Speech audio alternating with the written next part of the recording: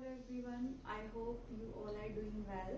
सो next topic आज हम start करेंगे सरफेस केमिस्ट्री में, that is factor affecting adsorption. कौन कौन से फैक्टर जो है वो एड्सॉर्प्शन को इफेक्ट करते हैं। मेनली इसमें 4 पॉइंट्स हैं, हम वन बाय वन करके उनको डिस्कस करेंगे। तो फर्स्ट है इफेक्ट ऑफ टेम्परेचर, कि टेम्परेचर का एड्सॉर्प्शन के ऊपर क्या इफेक्ट होता है। आपको मैंने प्रीवियस वीडियो में ऑलरेडी समझाया था कि जो एड्सॉर्प्शन है वो एक एक्सोथर्मिक प्रोसेस होता है। एक्सोथर्मिक प्रोसेस का मतलब क्या है? ऐसे प्रोसेस जो लो टेम्परेचर के ऊपर स्टेबल होते हैं। आपने पढ़ा भी है ये ली चैटियर प्रिंसिपल में कि जो एक्सोथर्मिक प्रोसेस होते हैं वो जो है वो लोअर टेम्परेचर के ऊपर स्टेबल होते हैं। तो इट मीन अब यहाँ टेम्परेचर का एड्सॉर्प्शन के ऊपर क्या इफेक्ट पड़ेगा अगर वो आपका एक्सोथर्मिक प्रोसेस है। तो इट मीन टेम्परेचर इंक्रीज करने से एड्सॉर्प्शन क्या हो जाएगी? डिक्रीज हो जाएगी। क्यों डिक्रीज होगी? क्योंकि एड्सॉर्प्शन एक एक्सोथर्मिक प्रोसेस है, वो लो टेम्परेचर के ऊपर स्टेबल करेगा। आप अगर टेम्परेचर को बढ़ाओगे तो आपकी एड्सॉर्प्शन क्या होनी स्टार्ट हो जाएगी? डिक्रीज होनी स्टार्ट हो जाएगी। जैसे यहाँ आपने ग्राफ में देखा हुआ है एड्सॉर्प्शन और टेम्परेचर के बीच में। एड्सॉर्प्शन जैसे जैसे टेम्परेचर इंक्रीज होगा वैसे वैसे एड्सॉर्प्शन क्या होनी स्टार्ट हो जाएगी? डिक्रीज होनी स्टार्ट हो जाएगी। यहाँ फॉर एग्जांपल के लिए ये रिवर्सिबल एरोमा क्यों शो रखा है, क्यों शो किया है? क्योंकि अगर एड्सॉर्प्शन हो रही है तो डीसॉर्प्शन भी हो सकती है। ये दोनों के दोनों क्या है? रिवर्सिबल प्रोसेस है। एड्सॉर्प्शन हुई तो दोबारा से क्या हो जाएगी? डीसॉर्प्शन भी हो जाएगी। ठीक है, अब यहाँ पे अगर एड्सॉर्प्शन ऑलरेडी हो रखी है, एड्सॉर्प्शन ऑलरेडी हो रखी है, अगर आपने टेम्परेचर प्रोवाइड किया, हीट प्रोवाइड की, ठीक है, डेल्टा एच पॉजिटिव का मतलब एंडोथर्मिक प्रोसेस। अगर आपने टेम्परेचर प्रोवाइड किया तो वो जो एड्सॉर्प्शन ऑलरेडी हो रखी है वो किस में कन्वर्ट हो जाएगी? डीसॉर्प्शन में। मतलब कि जैसे ये एड्सॉर्बेंट है और जो एड्सॉर्बेट है, अगर ये ऑलरेडी एड्सॉर्प्शन हो रखी है, अगर आपने टेम्परेचर प्रोवाइड करवाया तो जो एड्सॉर्प्शन हो रखी है टेम्परेचर देने पे, कि गैस के जो मॉलिक्यूल्स हैं वो इवेपोरेट हो जाएंगी। किस में कन्वर्ट हो जाएगी? वो डीसॉर्प्शन में। क्या हो जाएगी? गैस के मॉलिक्यूल्स की इवेपोरेशन हो जाएगी। वहीं अगर आप दोबारा से टेम्परेचर जो है वो लॉस करवाते हो, ठीक है, अगर आप टेम्परेचर को कम करते हो, हीट जो है वो लॉस होती है, तो दोबारा से क्या होनी स्टार्ट हो जाएगी? एड्सॉर्प्शन होनी दोबारा से स्टार्ट हो जाएगी। उसे हम बोलते हैं कंडेंसेशन। कंडेंसेशन किसकी हो जाएगी? गैस के मॉलिक्यूल्स की कंडेंसेशन दोबारा से हो जाएगी। तो एंडोथर्मिक प्रोसेस में डीसॉर्प्शन होती है और एक्सोथर्मिक प्रोसेस में एड्सॉर्प्शन होती है। एड्सॉर्प्शन हमेशा ही लो टेम्परेचर के ऊपर स्टेबल होती है। तो what effect of temperature? At lower temperature adsorption will be occur. ये आपका हो गया फर्स्ट इफेक्ट। नेक्स्ट इफेक्ट है effect of pressure. Effect of pressure का एड्सॉर्प्शन के ऊपर क्या मतलब? इफेक्ट ऑफ प्रेशर का मतलब है कि प्रेशर का एड्सॉर्प्शन के ऊपर क्या इफेक्ट पड़ता है। देखो, एड्सॉर्प्शन जो है वो प्रेशर के साथ इंक्रीज करती है। ऑब्वियस सी बात है, जितना आप प्रेशर ऊपर से ज्यादा लगाओगे उतनी ही किसके ऊपर? जो गैस के मॉलिक्यूल्स है उतना ही ज्यादा क्या होगी? एड्सॉर्प्शन होगी। तो प्रेशर इंक्रीज करने से एड्सॉर्प्शन इंक्रीज होती है। लेकिन इसमें मैंने दो अलग ग्राफ में, यहाँ पे दो अलग ग्राफ जो है वो बना रखे हैं। इसके बीच में आपको प्रेशर और टेम्परेचर दोनों का इफेक्ट पता लगेगा, इसमें सिर्फ प्रेशर का ही इफेक्ट आपको पता लगेगा। सबसे पहली बात, यहाँ ग्राफ फर्स्ट ग्राफ ड्रॉ किया है नाइट्रोजन गैस वर्सेस प्रेशर। मतलब adsorption of nitrogen gas versus pressure. Pressure है और ये एड्सॉर्प्शन है। यहाँ पे मैंने लिखा है x upon m। x upon m का मतलब क्या है? x का मतलब है अमाउंट, आप बोल सकते हो, यहाँ पे लिखा हुआ है। x को हम अमाउंट बोल सकते हैं या नंबर ऑफ गैसेस मॉलिक्यूल्स बोल सकते हैं।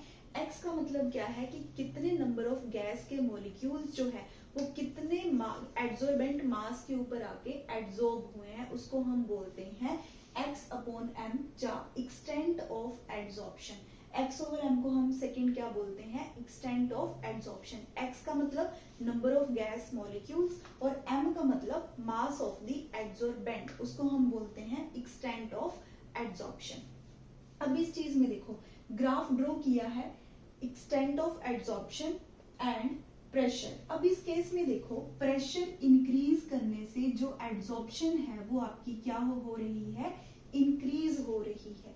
लेकिन एक पॉइंट यहाँ पे जो डॉटेड लाइन मार्क कर रखी है, इस पॉइंट के ऊपर आकर जो आपकी एड्सॉर्प्शन है वो कांस्टेंट हो रही है, अब वो स्ट्रेट लाइन में कन्वर्ट हो रही है। मतलब कि इस पॉइंट को हम बोलते हैं सैचुरेशन पॉइंट। मतलब एक लिमिट तक ही प्रेशर का एड्सॉर्प्शन के ऊपर इफेक्ट जाता है, उसके बाद आप जितना भी एक्सटर्नल प्रेशर अप्लाई करो एड्सॉर्प्शन के ऊपर कोई इफेक्ट नहीं पड़ता है, एड्सॉर्प्शन जो है वो कांस्टेंट हो जाती है। क्लियर? ऐसा क्यों होता है वो हम देखते हैं। अब सेकेंड चीज, ये तो हो गया प्रेशर का। अब टेम्परेचर का भी साथ में ही देखो, ये देखो जो सबसे ऊपर लाइन है, जो सबसे ऊपर की कर्व है, ठीक है, उसमें एड्सॉर्प्शन सबसे ज्यादा हुई है। जो सबसे ऊपर की लाइन है इसमें एड्सॉर्प्शन, जो एक्सटेंट ऑफ एड्सॉर्प्शन है वो सबसे ज्यादा है, और उसका टेम्परेचर कितना है, सबसे कम है, दैट इज 195 केल्विन। अब जैसे जैसे ऊपर का कर्व, जो ऊपर की कर्व है उसका टेम्परेचर कम है, जो नीचे वाली कर्व है उसका टेम्परेचर ज्यादा है लेकिन उसकी एड्सॉर्प्शन कम हो गई, और जो थर्ड कर्व है उसकी एड्सॉर्प्शन सबसे कम है लेकिन टेम्परेचर जो है वो सबसे ज्यादा है। तो इट मीन ये साथ में मीनवाइल आपको क्या शो कर रहा है कि जैसे टेम्परेचर इंक्रीज होगा वैसे वैसे एड्सॉर्प्शन डिक्रीज हो जाएगी। सबसे कम टेम्परेचर पे सबसे ज्यादा एड्सॉर्प्शन, और सबसे ज्यादा टेम्परेचर पे सबसे कम एड्सॉर्प्शन। क्लियर ये पॉइंट? अब बात आती है सैचुरेशन पॉइंट, इसको हम सैचुरेटेड प्रेशर भी बोलते हैं। What is saturated pressure? Saturated pressure क्या है? सैचुरेटेड प्रेशर एक ऐसा प्रेशर है जहां पर इस पॉइंट पर आपके इक्विलिब्रियम ऑब्टेन हो जाता है। ठीक है, इक्विलिब्रियम ऑब्टेन का मतलब क्या है कि जितने गैस के मॉलिक्यूल्स आकर एड्सॉर्ब होंगे उतने ही गैस के मॉलिक्यूल वहां से डिसॉर्ब हो जाएंगे, तो दोनों आपस में क्या हो जाते हैं, इक्वल हो जाते हैं। Amount of adsorption is equals to amount of desorption, जिसमें क्या होता है हमें कोई भी डिफरेंस दिखाई नहीं देता है। हमें ऐसा लगता है कि अब एड्सॉर्प्शन जो है वो रुक गई है, अब चाहे जितना भी प्रेशर अप्लाई करते रहो, उसको हम बोलते हैं सैचुरेटेड पॉइंट या फिर सैचुरेशन प्रेशर।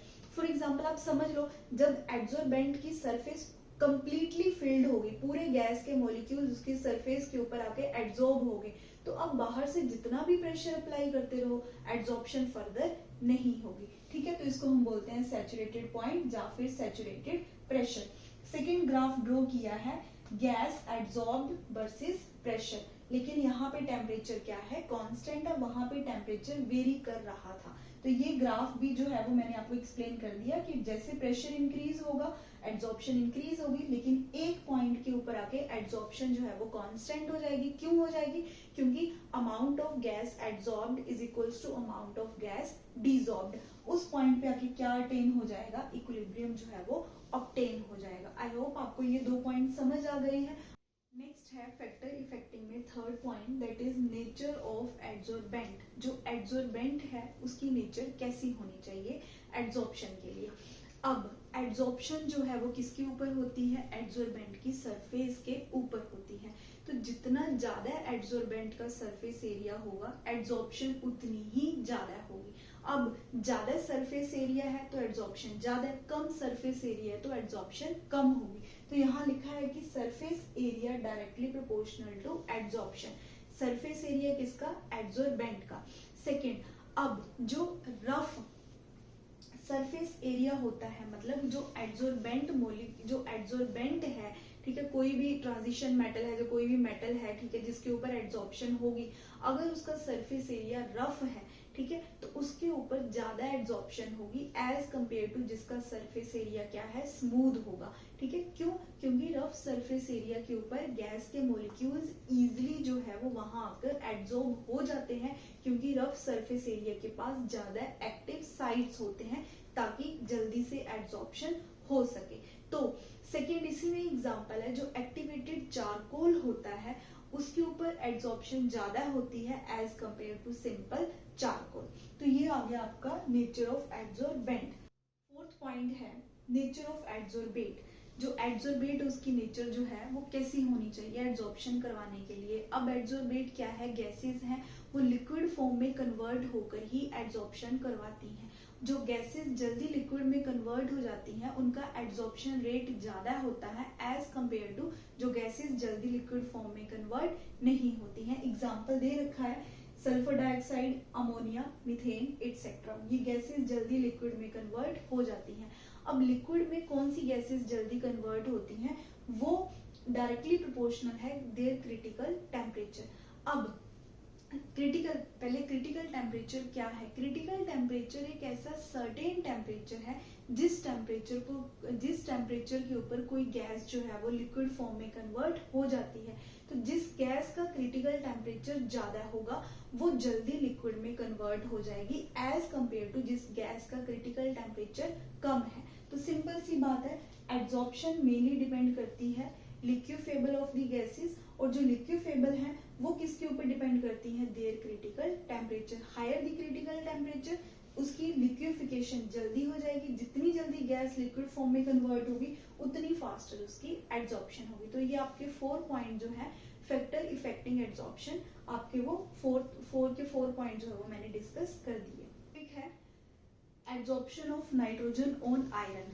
ठीक है, नाइट्रोजन गैस की आयरन मेटल के ऊपर एड्सॉर्प्शन, ये हम डिफरेंट टेम्परेचर्स के साथ डिस्कस करेंगे। जब टेम्परेचर लो है, ठीक है, तो जो एड्सॉर्प्शन है वो कौन सी एड्सॉर्प्शन है? फिजिकल एड्सॉर्प्शन है, क्योंकि लो टेम्परेचर के ऊपर, अब मैंने आपको ये ऑलरेडी डिस्कस किया है कि फिजिकल एड्सॉर्प्शन जो है उसमें टेम्परेचर लो होता है। तो इट मीन जो नाइट्रोजन और आयरन के बीच की जो फोर्सेज होंगी वो weak van der Waals forces होंगी।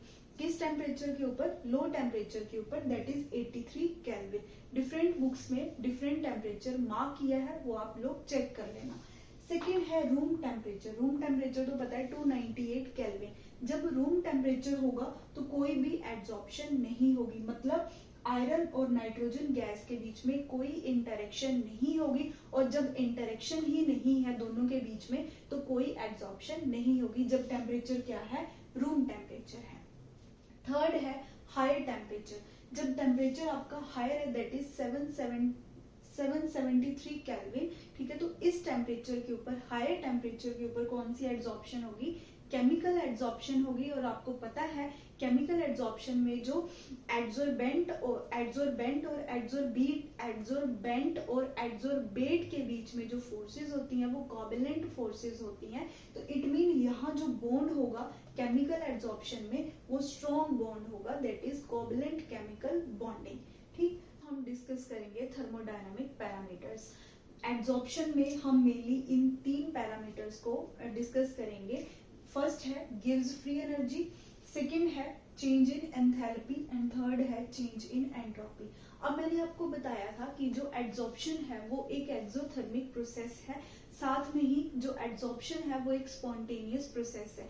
स्पॉन्टेनियस प्रोसेस में आपको पता है कि जो स्पॉन्टेनियस प्रोसेस होते हैं उस केस में जो गिव्स फ्री एनर्जी होती है वो हमेशा ही नेगेटिव होती है। क्यों? क्योंकि मॉलिक्यूल्स की जब एड्सॉर्प्शन होती है तो हीट या एनर्जी जो है वो लॉस होती है, दैट इज वाई जो गिव्स फ्री एनर्जी है उसकी वैल्यू क्या आती है? नेगेटिव आती है। ये आपने पढ़ा भी है +1 क्लास थर्मोडायनामिक्स चैप्टर में कि स्पॉन्टेनियस प्रोसेस में जो गिव्स फ्री एनर्जी होती है उसकी वैल्यू जो है वो नेगेटिव होती है। क्यों? क्योंकि मॉलिक्यूल्स जो है वो हीट लॉस करते हैं। सेकेंड है चेंज इन एंथैल्पी। अब चेंज इन एंथैल्पी की वैल्यू भी क्या है? नेगेटिव है। क्यों है? क्योंकि एड्सॉर्प्शन जो है वो एक एक्सोथर्मिक प्रोसेस है, और एक्सो में आपको पता है चेंज इन एंथैल्पी नेगेटिव होती है और एंडो में चेंज इन एंथैल्पी पॉजिटिव होती है। थर्ड है चेंज इन एंट्रोपी। अब यहाँ पे अगर आपको पता कि एड्सॉर्प्शन एक स्पॉन्टेनियस प्रोसेस है तो आपने ये भी पढ़ा है थर्मोडायनामिक्स में कि स्पॉन्टेनियस प्रोसेस में जो चेंज इन एंट्रोपी होती है उसकी वैल्यू पॉजिटिव आती है, लेकिन एड्सॉर्प्शन में इसकी वैल्यू क्या है? नेगेटिव है। ऐसा क्यों है? क्योंकि आपको पता है कि एंट्रोपी मेनली डिपेंड करती है फ्रीडमनेस के ऊपर। मतलब जितनी ज्यादा फ्रीडम होगी, जितने गैस के मॉलिक्यूल्स फ्रीडमली मूव करेंगे उतनी ही ज्यादा उनके पास क्या होगी, एंट्रोपी होगी। लेकिन एड्सॉर्प्शन के केस में क्या होता है, जो गैस के मॉलिक्यूल्स हैं वो फ्रीडम से, पहले वो फ्रीडम में घूम रहे होते हैं, एड्सॉर्प्शन के केस में वो आके किसी सरफेस के ऊपर आके एड्सॉर्ब हो जाते हैं। तो इट मीन पहले वो फ्रीडमली इधर उधर घूम रहे थे, लेकिन जैसे ही एड्सॉर्प्शन हुई उनकी फ्रीडमनेस, उसकी रैंडमनेस जो है वो क्या हो जाएगी, कम हो जाएगी, जिसके कारण उनकी एंट्रोपी की वैल्यू क्या हो जाएगी, डिक्रीज हो जाएगी। यहाँ पे लिखा है एंट्रोपी डिक्रीजेस बिकॉज मॉलिक्यूल्स, कौन से मॉलिक्यूल्स, जो गैसेस हैं उनकी रैंडमनेस जो है वो डिक्रीज हो जाती है during adsorption. That is why change in entropy जो है वो नेगेटिव है। अब यहाँ देखो, जो आपको पता है कि जो change in gives free energy जो है वो किसके इक्वल्स होती है, change in enthalpy and T delta S. T delta S क्या है, T stands for temperature and delta S stands for change in entropy. अब आपको यहाँ पे पता है कि ये एड्सॉर्प्शन एक एक्सोथर्मिक प्रोसेस है, तो डेल्टा एच की वैल्यू नेगेटिव यहाँ लिख दी है, वहां ऊपर मैंने आपको बताया था क्यों आई है, और टेम्परेचर एज इट इज रखा, एंट्रोपी की वैल्यू भी क्या है, नेगेटिव है, वो भी मैंने यहाँ पे मेंशन कर दी। अब बाहर भी नेगेटिव था, अंदर भी नेगेटिव है, तो माइनस माइनस क्या हो गया, यहाँ पे प्लस हो गया। मैंने बाहर भी प्लस लिख दिया और अंदर भी प्लस लिख दिया। आप मेंशन करो या ना करो अंदर, इट डजेंट मैटर, ठीक है। एंट्रोपी नेगेटिव होने के कारण इन दोनों का प्रोडक्ट किस में चेंज हो गया, प्लस में चेंज हो गया। अब यहाँ पे अगर आपको डेल्टा जी की वैल्यू नेगेटिव चाहिए तो आपको ये नेगेटिव फैक्टर बड़ा रखना पड़ेगा as compare to positive factor. आपको पता ही है, अगर आपको नेगेटिव टर्म, अगर आपको किसी क्वेश्चन में या किसी में भी नेगेटिव साइन चाहिए तो जो नेगेटिव टर्म होती है वो बड़ी होनी चाहिए एज कंपेयर टू दूसरी टर्म से, ठीक है। सेम केस यहाँ है, अगर आपको डेल्टा जी की वैल्यू नेगेटिव चाहिए तो जो नेगेटिव फैक्टर है उसकी वैल्यू ज्यादा होनी चाहिए as compare to positive factor से। तो इट मीन यहाँ पे अगर आपको डेल्टा जी नेगेटिव चाहिए तो delta H must be greater than T delta S. तो ये आपका टॉपिक यहाँ तक कंप्लीट करवा दिया मैंने। आई hope you understand the concept. Next हम लोग स्टार्ट करेंगे एड्सॉर्प्शन, आइसोथर्म एंड आइसोबार।